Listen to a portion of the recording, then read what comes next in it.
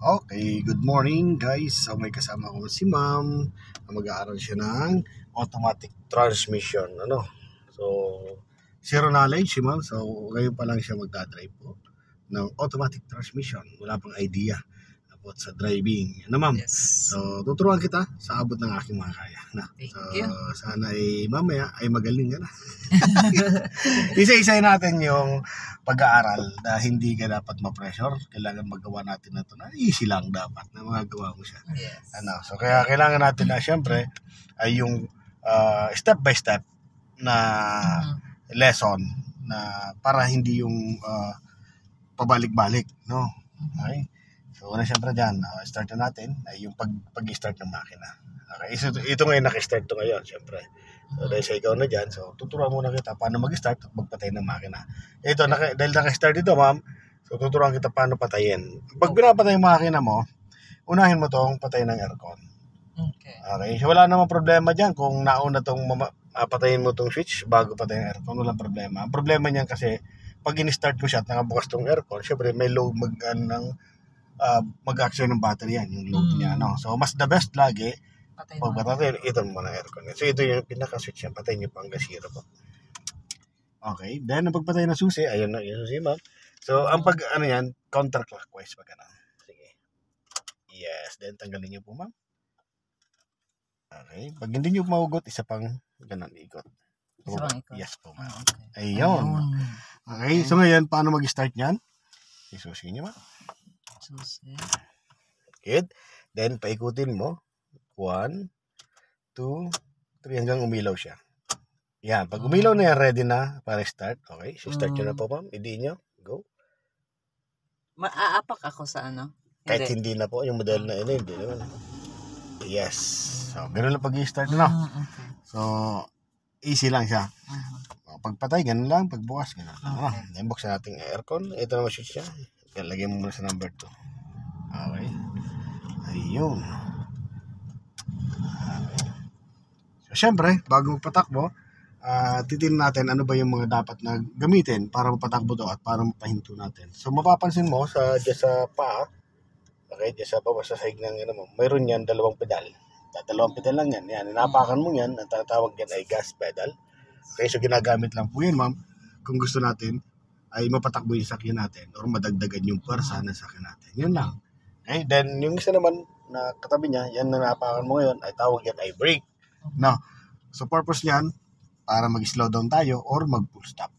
So dadalawang pedal na papimilian mo. Ibig sabihin, kung gusto natin patakbo, kailangan natin umapak sa gas. Kung kailangan natin magpabagal at kailangan mag-stop, ang apakan po natin ay brake. So syempre, pag mga baguhan, minsan nakala nila, brake ay yung pala gas. So kaya may exercise ako papagawa sa iyo mamaya na para maiwasan yung mga ganon. Yung tatawag na gas brake. Then dito naman para mapatakbo natin yan, syempre sasatap natin dito sa D. Okay, tawag din D ay drive. Okay, kung mapapansin may katabi siya M. Ayan means ay manual transmission. Itong modelo na to ay combination siya ng semi-manual, automatic na semi-manual. Kaya mapapansin may plus, may minus. Yung plus po na yun, kasi sa manual transmission po, every time na mag-change tayo ng speed, either tumataas o bumibilis o bumababa ang speed natin, kailangan natin ibagay yung gear. Halimbawa, ilagay mo dito sa drive at ilagay mo sa matic, ay dyan sa manual, okay? Ang first gear, 0 to 20. Ngayon, pag umabot ng 20, ikaw ay magpa-plus. Parang ganito yan, napakan nyo yung brake niyo, ma'am. Okay, lalagay ko, parang ganito lang po yan. Halimbawa, nailagay mo sa manual. No, kung mapapansin mo yan, naka-1. Ayan, may 1. Okay, 1. The drive, 1. So, kaya pag tumakbo po yan at lumagpas sa 20, ito ay tutulak mo para mag-plus siya. Means second gear. Pag umabot ng 40, magtutulak uli, third gear. Pag umabot ng 60, so ganun ang ginagawa niya. May trabaho pa rin. So, pag naman magma-minus, kahit di ka na mag-minus, siya nalang bahala. Ikaw lang bahala sa plus. No? So, pwede mo rin gamitin yan sa mga overtaking ito, manual transmission, sa mga advanced lesson natin, pwede natin magawa yan next time. Pero sa ngayon, ito muna yung ating aralin yung automatic muna. Kasi in-enroll mo para maging easy, syempre matic ka na. Yan lang ibig sabihin po yan. Kung gusto natin patakbuhin dito sa isang set na to, sa drive. Ngayon, ano man tong N? Itong N ay yung means neutral. Okay, disengage ng makina sa transmission. Ngayon ay naka-engage yung makina mo sa transmission. So once na binatawan yung brake na yan, tatakbo yan. Ngayon, pag nilagay natin sa neutral, kaya nag-disengage yung makina sa transmission. So kahit anong apak ng gas mo, pwede ko siyang bitawan sa... Yes po. So try mo. Ayan. Then kahit anong apak mo ng gas, apakan mo ang gas mo. Diba? So hindi siya tatakbo. Kasi lumayo yung makina mo sa transmission. Nilabil siya. Yun yung neutral. So ginagamit po yan para saan? Pwede mong gamitin yan pag may traffic, ma'am. Diba, nakita ng traffic light, ang tagal pa, parang 100 seconds. Yung neutral muna siya, then handbrake, okay, saka makapag-relax ng konti. No, then pag mag-go, kailangan pag naka-neutral, mag-handbrake ka pa rin. Yes, depende sa kalsada. Kung ang kalsada mo ay pantay naman at di naman gagalaw yung sakyan mo, kahit di ka mag-handbrake. Okay? Pero the best pa rin lagi nag-handbrake kasi minsan, nagalaw yung sakyan natin, okay, nang di mo alam. Ito kasi yung handbrake, ma'am. Yung support ito sa brake, yung dalawang gulong sa likod, okay, itong hinahawakan ito. Pag itinaas natin, once na tinataas natin to, naglalak yung dalawang gulong. May brake siya. Yung inaapakan po natin dyan, yung gulong naman sa dalawa sa harapan natin.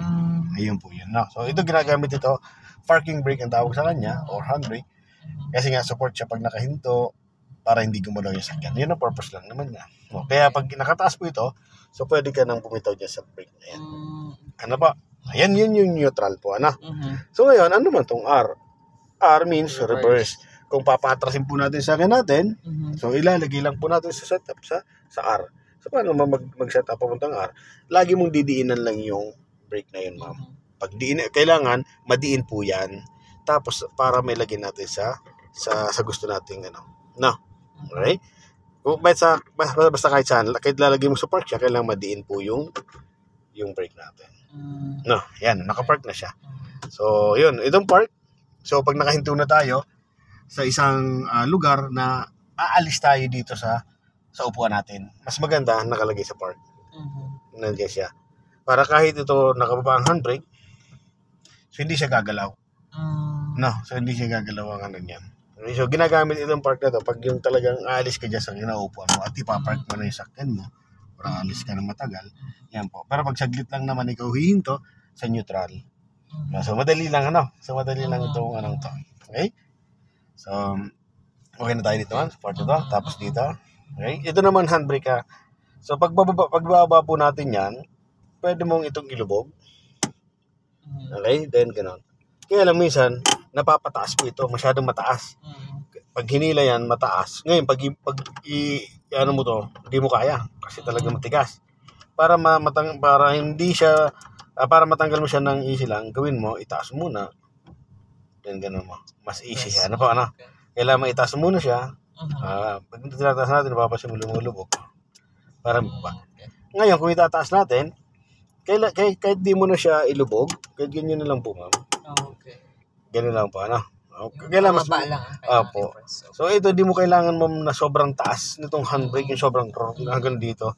Konti lang, parang mga ilang click lang. Na ma-hold lang yung sakyan mo na hindi lang gumagalaw. Yun ang ano nito. Kasi masisira din kasi yung cable. Nakakable po kasi ito. Na. Ayun po, ano? Okay, so ano pa yung ano? Then isa pa ito, dito pala muna. Ayan. Diyan naman sa part na yan, ma'am. Ayan, ang tinatawag na RPM o tachometer. Pag umaapak ka ng gas, ma'am, siya yung nagre-react, siya apakan mo yung gas mo. Yan, ang tawag dyan ay revolution per minute or ikot ng makina sa loob ng isang minuto. No? 1,000 times. Kaya kung mapapansin mo, 1, 2, 3, 4, 5, 6, 7, 8, ay 1,000 yan. 1,000, 2,000, 3,000. Ano? Revolution yan or tachometer. Tawag yan. No? Ito naman pong malaki na to, meron kang makikita 0, 20, 40, 60, 80. Yan na po yung nasusukat yan, yung bilis mo. Diyan po sinusukat yung bilis mo. Ano po? Dito naman yung gasolina. Kung gaano karami yan. Ganun lang. Tapos yung odometer, yun, kung ilan natakbo na. So may question ko sa odometer kung paano siya. Yung odometer, ma'am, nakita mo ay ilan na? 10,000? 109,000. Okay. Ayun. Ibig sabihin, yan yung natakbo niya na. Okay? yung galameter. Mula nung binili siya, tumakbo yan ang ano. Then, kung gusto mong isat naman yung ano niya, yung trip A, kasi meron yung trip A, trip B, meron yan dito. Ano po yan? Ito to. Odometer. Ayan, trip A, yan, ang tatakbo niya, 3,469. Kasi yan, alam mo, kung mag-change oil ka at malilimutin ka, mas maganda i-jam mo siya isat up. Pwede mong i-zero yan, alam mo, 3,469. Ito na-change oil nito kahapon eh. So, isasat ko na ngayon ng 0. Paano siya set ng 0? Ito, ilolong press mo lang to. 0 na siya. Ngayon, habang tumatakbo ulit, pag umabot ng 3,000, yung time na uli na, change oil ka ulit. Mamomonitor po natin yan. Ano ba? Ayan po yung purpose lang nun. Then, yung isa naman, meron ba trip B yan? Kung gusto mo naman yan, 9,000. So, yan naman, pwede ka mag-set up din. Either sa gas or pag-change ng ano mo, o kaya sa minomonitor mo yung gasolina, yung consumption, o kaya susukatin mo yung mula dito sa Tagaytay hanggang Daet. Simula sa ano, so pwede mo siyang i-zero. So, mas accurate yung ano niya. Okay. Yan po yung ano. So, yan. So, yung odometer, din natin mababago yan. Yan lang po yan na pa. Okay? Then, dito naman sa Manibela, ito, so ang hawak niyan, ma'am, ay 9 o'clock, 3 o'clock lagi. So, yan. Yan, ganyan, ano? Okay? So, advantage siya 9 o'clock, 3 o'clock, ma'am. Kasi, una, sa pag-switch, kagaya na pag-switch, pag pupunta na kaliwa, so yung daliri lang, gaganon mo siya, kaliwa. So, try mo nga, ma'am. Kaliwa po ba? Sige. Yes. Nakikita mo yan, no? Nagaan siya ng kaliwa. Then, pagpapatayin mo siya, yan. Pag kanan, pataas. Yan. Okay. Then, dito naman sa kanan, ito naman yung sa wiper. Okay. Kung may tubig dito, alam mo, umulan, so, ibaba mo lang yan ng isa. Then, gusto mo mas mabilis pa. Yan, ano. Mas mabilis pa, gano'n, ano. Okay. Then, pagpapatayin mo naman siya, taas lang. Yung tubig naman yan, yung ganito. Ganun mo siya. Ayun. O, yan. Nalabas sa tubig, ano. Yan. Sige, lagyan po ang tubig mo. Kailangan pa tayo. Sige ba, gawin mo. Ayan, bukas na yan. Pagpapatay mo, itaas mo siya. Yun. Taas lang, ganun lang, ano. Okay? So, yun ang ano. So, doon naman, sa mga ilaw, marami dito. Mas magagamit mo yan. May iniikot yan na ilaw, na switch. Yan, iniikot yung switch na yan. Yan. Yung unang ikot niya, kaya saan tumapat siya, ito, ang tawag dyan ay dim light. Dim light, okay. Okay? Nakaturo siya dito. Okay? So, gagamitin mo yan pag yung mga bandang alas 6 ng umaga, o yung mga alas 7, mga medyo makulimlim, ano, mga ganun, ano. Okay, mga madaling araw. Yung kita mo pang kalsada pero madilim. Kasi, alam mo, sa akin medyo dark. So, mas the best na may ilaw ka para mas mapansin. Kasi isa sa mga cause ng accident sa kalsada ay yung mga hindi napapansin. Hindi nakikita, no? So, pag may ilaw ka ng ganyan, mapapansin ka. Okay, then isa pang ikot, isa pang pataas po, ma'am. Yes, yan ang headlight natin. Yung headlight po natin, so gagamitin natin yan syempre pag yung wala ka na makita sa kalsada, mga bandang alas 7, alas 8 ng gabi, ano? So, yan. So, yan na yan. Ang abot nga lang yan, mga 90 meters lang. So, mula dito hanggang dyan lang sa may butas na kabilang butas yan. Ganun lang. Okay. Pag sobrang dilim naman, di ba, napaano ko sa bitukang manok, sobrang dilim, nag-iisa ka lang doon. So, gamitin mo yung bright, i-push mo lang siya. Pag ganun po, ma'am. Pag ganun. Sige. Yun. Nakita mo, nagkulay blue. Ano? Pag may kasalubong ka, kailangan tanggalin siya. No? So, ang abot ng ilaw kasi pong yun, ay nasa 200 to 300 meters. Ito yung sobrang... Yes, maliwanag po talaga. Sa kasabog siya, kaya nung sa kabilang linya na hagip na. Tapos, masisilo yung kasalubong mo. So, hindi siya makapag-focus din sa kalsada kasi nga kung sobrang lakas ng ilaw. So, gagamitin mo lang siya pag yung wala ka talagang kasalubong. Ano po? Okay. So, dito naman sa head mirror.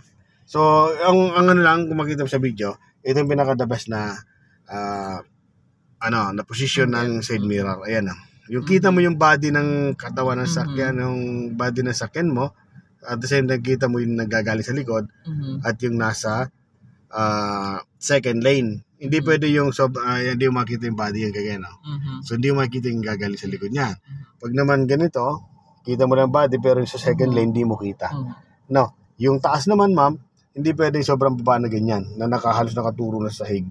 Okay. Hindi pwede. Hindi rin pwede yung ganyan na sobrang taas naman na hindi mo makita mo yung dadaanan mo. Kasi sa setup natin kasi yan, pag yung magre-reverse tayo, ay kailangan kita natin yung dadaanan ng sakyan. Kaya the best yan, ganitong position. Yan o.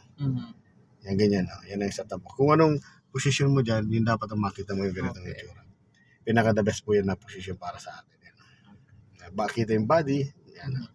At di sobrang pasok na pasok. Wala pasok pa tapos. Ganun lang. O, ganyan lang. Kunin mo. Yan o. Okay? So, mayroon dyan switch naman, ma'am. Kung gusto mo ayusin tong right side mirror, nandun po sa kabila, ma'am. Doon po sa gilid. Yan, yung R. Ito po. Dito. Dito. Dito. Ayun po, ito. Ayan na, dito. Ayan. Ayun, okay. Sorry. Okay. Nakita mo? Pag ayusin mo itong, pinutin mo yung R. Tapos, baba, taas yan. Sige, adjust mo siya. Doon sa komportable ka. So, ibaba mo ng konti, ma'am. Yun. Okay. Ayan, maganda yan. So, kailangan kita mo yung body ng sakyan mo. Ano po? Kita mo? From here, dito siya. Yan. Okay lang, kita mo yung body. Ano? Yun. Ayan. Okay na ka. Komportable ka na dyan. Yan. Ganda yung position mo. Okay. Tama. Okay. Pag aatras ka naman mamaya, baka mahirapan kapag di mo kita yung aatrasan mo. Kaya konting baba lang. Yan. Okay na po yan, ma'am. Ano po? Ganun din po dyan sa kabilang side mirror. Ayusin niyo po. Kailangan komportable ka. At pag-ayos pa ng side mirror, kailangan kung saan na-set up mo na yung upuan mo. Okay. Kasi pag nag-set up ka ng side mirror at yung upuan mo, ibitin pa pala yung so mag-a-adjust ka na ulit. Yes. Ayun.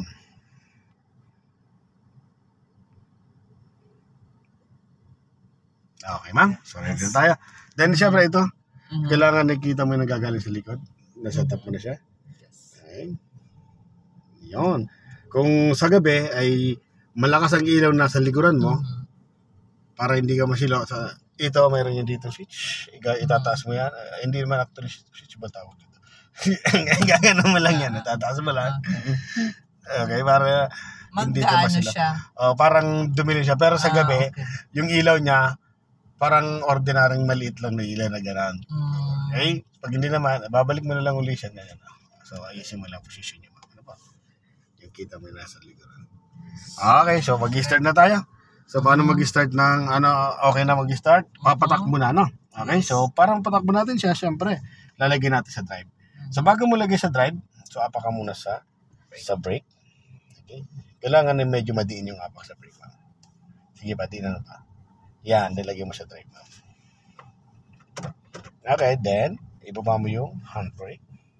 Itaas mo muna siya. Then, baba, no? Okay, so mag-start tayo, ng stop and go muna. Okay, pagagaan natin yung paa mo. Kasi hindi pwede yung so bilis-bilis kagad o takbo kagad.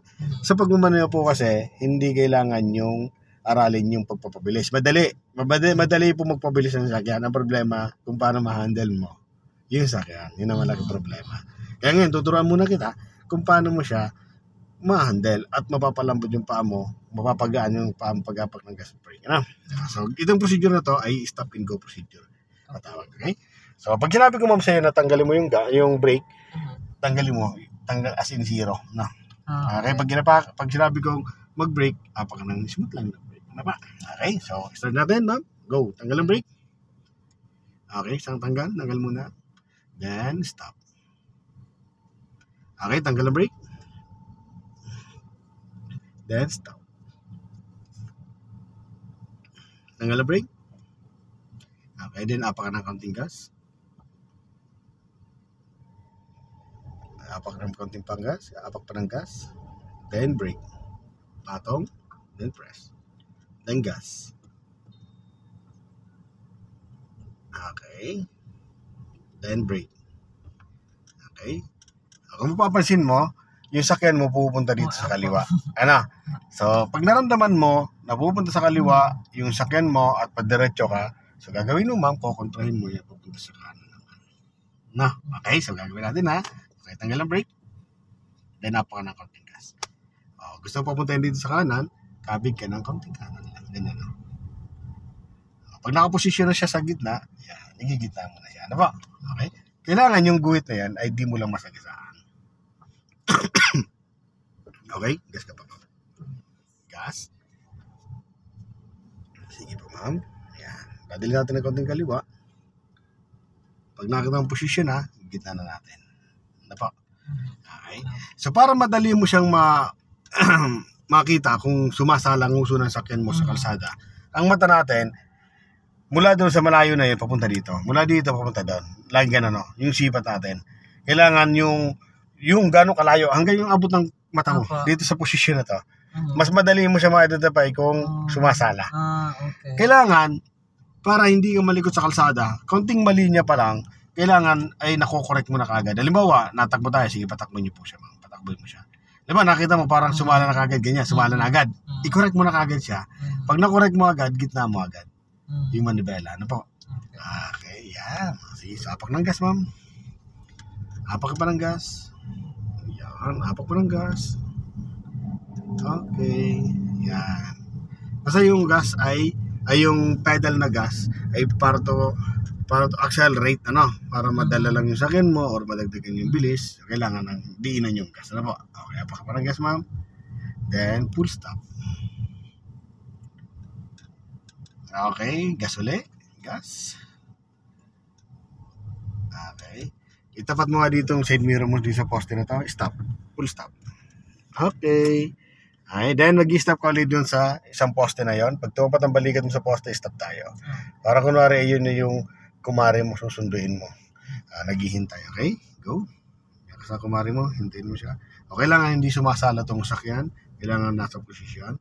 Then, ito na yung kumari mo naghihintay. Malayo pa. Pag maglalakad pa si Mari niyan. Okay, stop. Then, isa pang kumari. Nandun, susundin natin. Okay, yan. Sige. Kailangan accurate yung pag makuha natin na yung paghinto. Yung hindi na sila lakad. Sige. Sumasala. Yan. Okay. Gitna mo manibela mo. O babanggain mo kumari mo. Ayun. Sige pa. Malayo pa. Malayo pa. Kailangan tumapat dito yung sa bintana mo. Okay, stop. Okay, so isa pa. Yan pa. Doon sa isang poste ulit. Ganyan yung mga para maging smooth lang yung takbo, kailangan marunong ka muna ganyan. Pinakamabagal muna. Pag sabi ko nga sa'yo, pag pabilis madali. Kailangan mo na aralin mo natin kung paano makontrol yan. Yun na yung exercise na to. Tawag dito stop and go procedure. Okay pa, gas ka po, ma'am. At malayo pa tayo sa kanya. Sige pa.